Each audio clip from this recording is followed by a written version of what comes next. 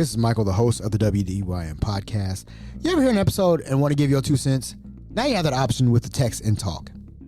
In each episode description up at the top, you see the option for text and talk. Hit that link, start texting, and I'll start talking. Be a part of the WDYM podcast and start text and talking with me.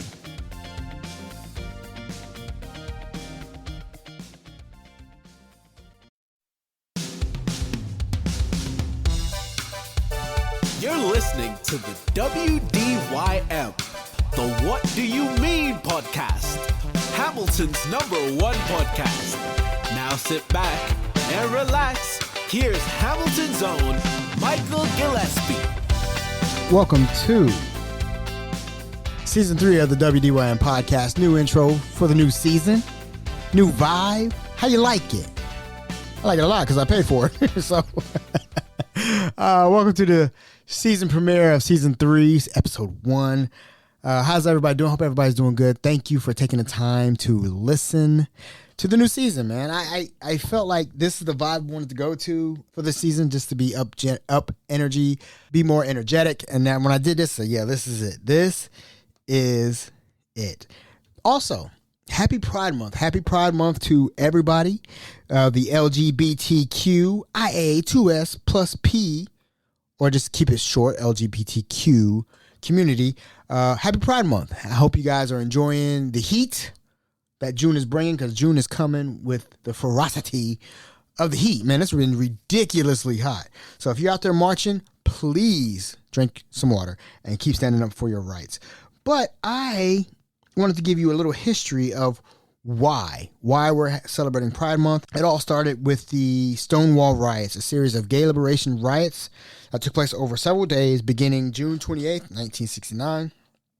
Riots began after police raided the Stonewall Inn, a gay bar located in the Lower Manhattan in New York City. That is why we celebrate Pride Month. Weird transition, but I'm going with it. Hey, just as long as we know our history and why we're celebrating things, and keep your rights and keep fighting for them, and keep enjoying Pride Month. That's what I got to say about that. Also, I wanted to give a big shout out to the So Remixed Up podcast, or the So Remixed Up YouTube channel. This YouTube channel is, I started following So Remixed Up. It is Yahshua and Margarita, a couple who do the podcast, do YouTube and all that stuff. I seen that they went live on their Instagram, and I follow them. And once I saw it, it's just like, oh, I got to see what's going on. So, hey babe, we're live. We'll be live on Our Instagram. Oh. See? What's up, y'all? It's been a minute. It's been a hot minute. Like 2 years or so. Close enough, we're at. That's one thing I love about So Mixed Up and Yahshua and Margarita. They have a chemistry that I enjoy, and I support them 100%. The reason why I support Yahshua and Margarita is because Yahshua unknowingly created or helped create the WDYM podcast. One of the reasons why I started to do a podcast is just like me and Yahshua was talking at Christ Hospital one day, and he's like, yeah, man, I'm about to start a podcast. I said, oh, that's cool. And I think to myself, like, dang, if he could do one, why can't I? And so, I was like, yo, I give this man credit for creating the WDYM. Yahshua is one of my coworkers at Children's Hospital. And then, left there, come back, went to Christ Hospital. He was there too. That's where he came up with the idea to make his podcast. And then he planted the idea of me making my own podcast. So without him, there would be no WDYM podcast. So Yahshua the creator, that's what I'm calling you from now on, or that'll be part of the title. You helped create the WDYM podcast. And I support you 100%. That's why you need to come back and start doing podcasts, so I could put you on a link to my podcast to go to your podcast, so you and Margarita can get some success with your podcast, because I support you guys 100% for supporting me and giving me the idea to do the podcast. With that being said, I do want to say one more thing about Yahshua. I admire this man's hustle so much, man. Again, when you get older and stuff like that, you never give your friends the flowers, or in my case, the Bud Light, for you. Yahshua was one of the hardest working people I've ever met, man. I when I used to work at Christ Hospital, I rarely see a day where Yahshua was not at work. And he does so much hustling for his family, so much hustling for his wife. And, you know, he was making cups. He's making a YouTube channel, made 2 YouTube channels. He's making an actual podcast, you know. So he's doing the hard grinding and everything. And I see you, my brother. And I just want to, let you know, I support you, man. 1,000% I support you, man. So keep doing you. And again, thank you for inspiring me to do the WDYM. So, where we last left off, your boy was at home. I didn't have a job. I didn't have a job. I got fired. I've never, again, I hate to rehash the past episode about this, but this is a tragic event. When you get fired, I'm at home all day. I'm not even motivated to do anything. That's the bad part. I haven't lifted a weight in over a month. And you lose so much muscle mass when you ain't working out. Learning that now when I'm trying to get back into it, and I could barely get 135 up. I was lifting 210 at the beginning of the year, 2024. I'm at 135. That's rough, but I credit that to not having a job. So getting on your job, getting on your search for a job is rough. It's rough because you're applying for all these jobs thinking that your credentials, your resume is top notch. So I'm looking at my resume. I'm like, how in the world can I improve what it says? Because yes, I have grown in my job. I became a director of dining services. I was there for 4 years, but to be honest, really though, I really didn't do any of my director of dining service except maybe like 3 days, right? I got to actually be in my position without, be in my position, do the actual job. And before then, I was back to being a chef manager because position. We needed the position filled. So I'm listing that, though. I'm listing that because technically that was my job and I was doing that. But where do you start? Where do you start to get a job, right? So I initially called my company that just recently fired me. Shocker. I went to them. I was like, hey, am I rehireable? I committed to A18. I allegedly told confidential business information, which is to this day I still debate. But, I learned from my mistakes and I'm moving on. But hey, am I rehireable? And to my shocking surprise, I am labeled as rehireable. Now let's rewind the notion that I'm rehireable when I was, quote unquote, giving away confidential business information. If you're giving away confidential business information, would you want that person to be rehired? I am rehireable, but why would I want to work there? I mean, I gave 4 years and everything, but to go back there, it just felt awkward to me, at least not right now.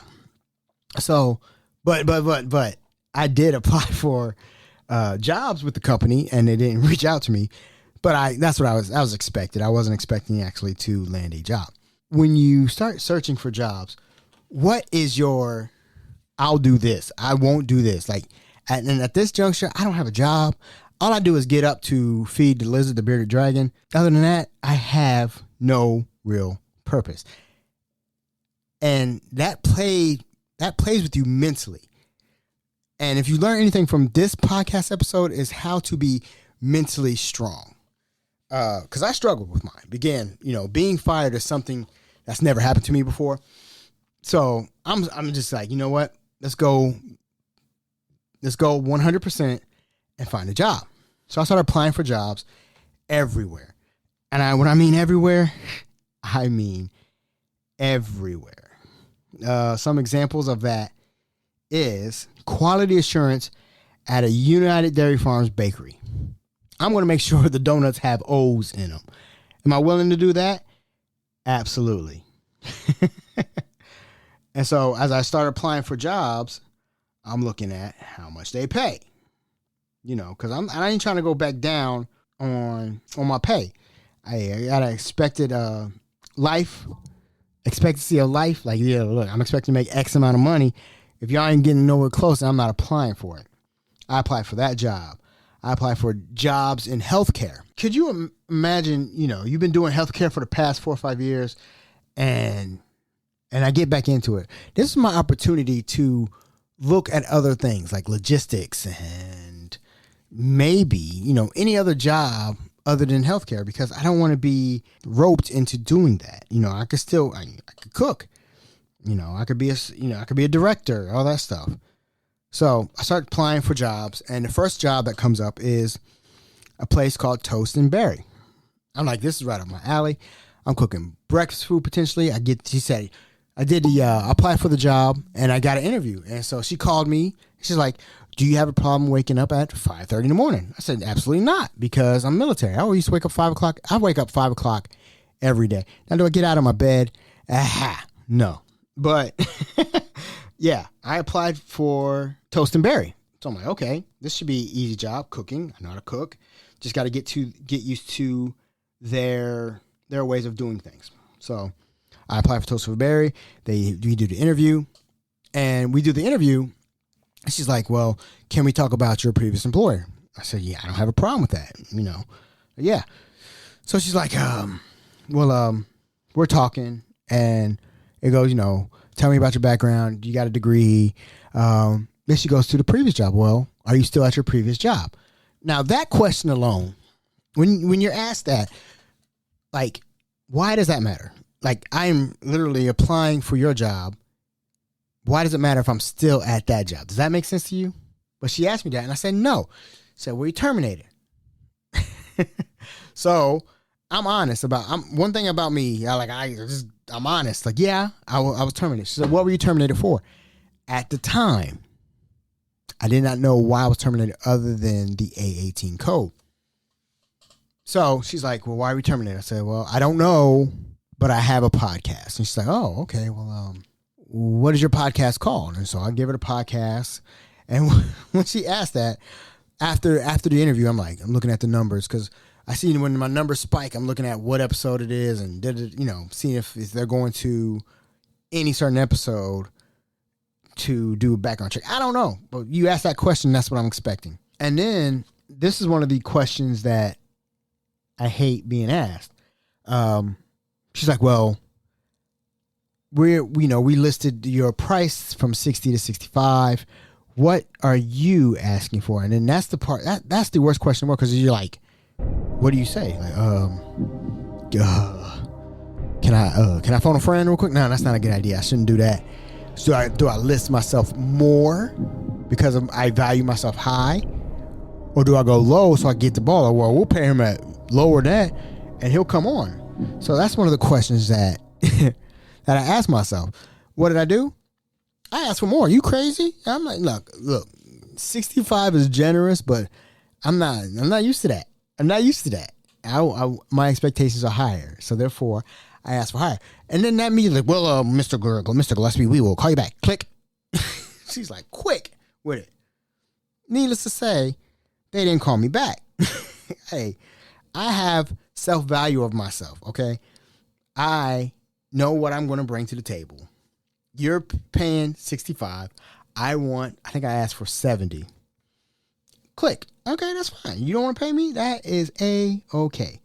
So I'm applying for all these jobs, and it gets to a point where like I don't know what I want to do. Like, do I still want to be in the food service industry? Because it's rough. Like I can't get in anywhere. I applied for over 17 jobs in a span of a month, I think, and everything going from dietary manager, executive chef, food safety and standards for Stereotech. Oh, now I've had a Stereotech exam before or survey or whatever. That stuff was rough. They look for every nook and cranny to be wrong. I was like, man, do I want to do that? I said, absolutely. I want to go to these facilities and say, is that pan cracked, sir? your failure inspection. Go up in there, mess with everybody's like, no, I didn't want to do that. But that's the point. I was so desperate to find a job. At one point, I even applied for jobs with schools. Like one place downtown Cincinnati, they looking for a chef. I'm like, well, last time I worked for a school, I did no cooking whatsoever. All I did was deliver product from one school to another school, and they had no way I could make a sauce, no way I could cook. They had no stoves, and I'm like, I don't want to do that again. I don't want to set myself up for failure. I applied for 2 schools. One called me back immediately. I said, nah. I said, I'm not going to set myself up for failure, because I started asking questions like, hey, do you guys have a stove? Like, no, we do things different now. We got steam this, conventional ovens, steam this, so you don't have to cook at all. I said, that's part of my job. That's part of my career. Like, I cook. You understand? So, yeah, needless to say, I didn't do that. Trainee managers, all that. Didn't work. I said, you know what? Why don't I go in business for myself and start an OnlyFans? No, I'm just kidding. I'm kidding. No. I said, why don't I start a food truck? Start a food truck. That's a great idea. Because, I've been cooking for roughly almost 10 years now, consecutive management, cooking, stuff like that. I can do this. And it's something that is an opportunity that I can do, that I can muster, use my status and my expertise to build it from the ground up. And funny to mention that before I was let go of my company, I was talking to one of the cooks at my spot, and we were talking about doing a food truck together. And I was like, that's not a bad idea. I was also talking to a friend of mine named Cindy. She said, if you do a food truck, you should do a food truck because, you make good food. I said, you know what? That's not a bad idea. Then I talked to my boy Josh, and Josh, my friend Josh, he's also a chef like me. And he is ready. He is ready to do the food truck. But we don't have the financial stability or advancement to start a food truck. But he has a great idea. He has this great idea we talked about, and it's amazing. It's an amazing idea, and if we do the food truck, his idea is genius. So everybody's pushing me to do a food truck, but I'm a little uncertain about the idea. First, the name. What do I name a food truck? I have an idea. It starts before I called this the WDYM podcast. I was going to call it G's Spot. What's wrong with that? Listen, yeah, I know it sounds funky, but I thought that was a good idea. It would, the name will get the notoriety of it. And then once they find out that I'm not talking about that, then, I got them. So I was like, name the food truck G's Spot. But my wife will not let me name it that. Then I said G's Meat Spot, and she also said no to that too. So I'm like, all right, I need to come up with a name. So that's where I'm at with the food truck. But I got an idea, and if Josh gets on, we have an idea together. Whoever, they're still in the very beginning stages of development when it comes to the food truck. Because right now I'm experimenting with smash burgers and chicken sandwiches and stuff like that. And I'm working on that. It's a work in progress, to say the least. So with that in the back burner, I'm still trying to find a job.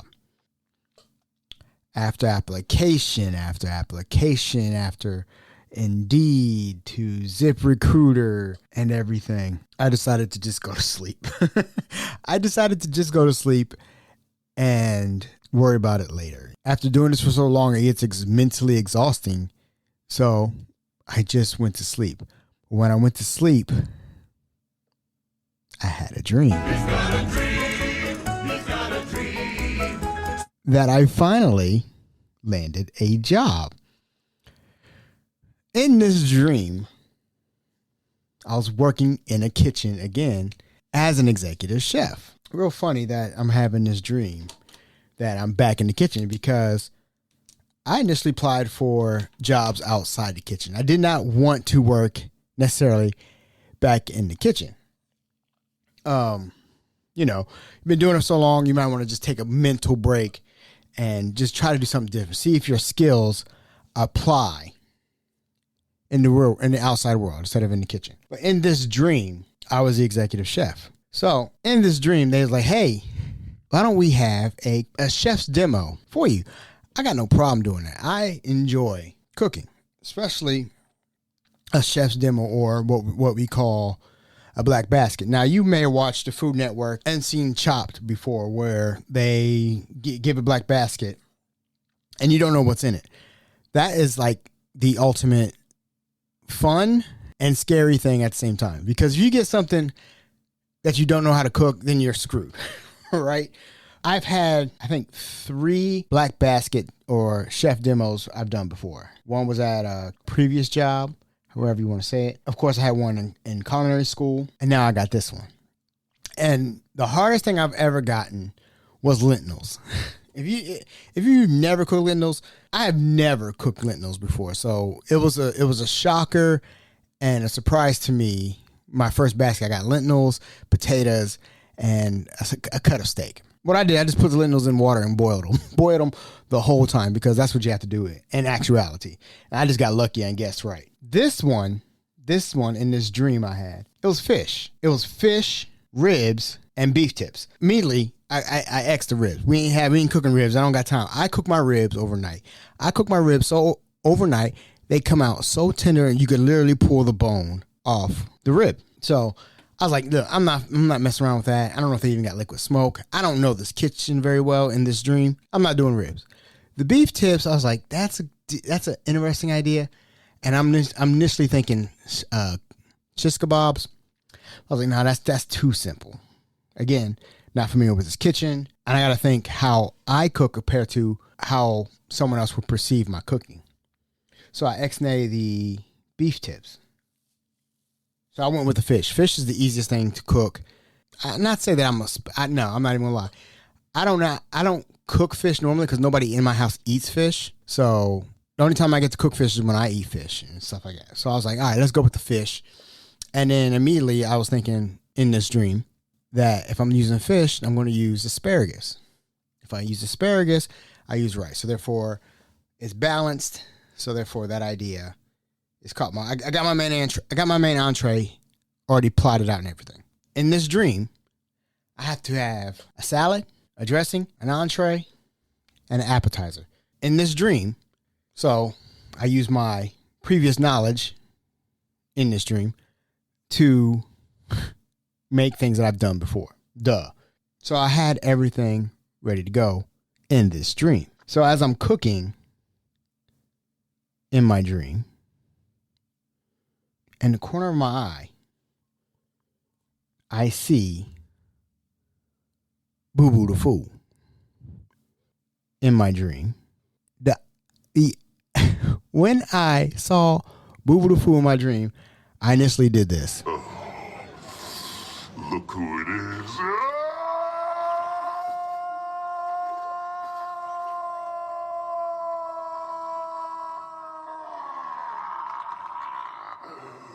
Yeah, that's how I felt on the inside. And then I immediately woke up. There's no way that this would happen. I woke up from the dream and everything. I thought that was, that was like a premonition, like that. Because usually when I dream and it's vivid like that, and I'm, that I can remember things the next day and everything, it's a vivid dream. Usually that's, call me weird or whatever, that is a vision or a foresight or something that's going to happen down the line. So it got me thinking, what would happen if I saw Boo Boo the Fool again? This is the hard part, because you always, when things happen, you're always like, well, if I had a second chance, or if I can correct this, or if I see this person again, and you talk this game in your brain. I, on the other hand, didn't. I didn't think that way. I didn't think that way because this is life. If I happened to ever see Boo Boo the Fool, treat it any differently, because at the end of the day, I learned a lesson in life, right? Learning that lesson was so valuable to me in the real world because it cost me so much, like I said before.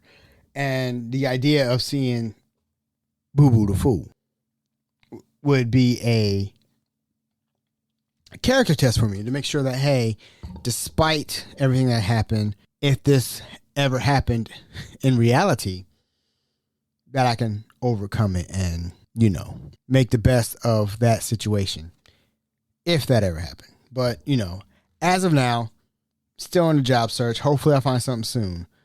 But yeah, those dreams right there, those those dreams are almost the most scariest versions of a dream. You know what I'm saying? With that being said, we are ending the episode. And also notice this is an outro. Yeah, new outro for the new season, man. I had to do it. I thought the other one was lame, but it worked for me. But now, I got a new one. I'm your host, Michael Gillespie of the WDYM. Thank you for tuning in to Season 3. I will talk to you guys later. I'm out, Girl Scout, Boy Scout. Peace.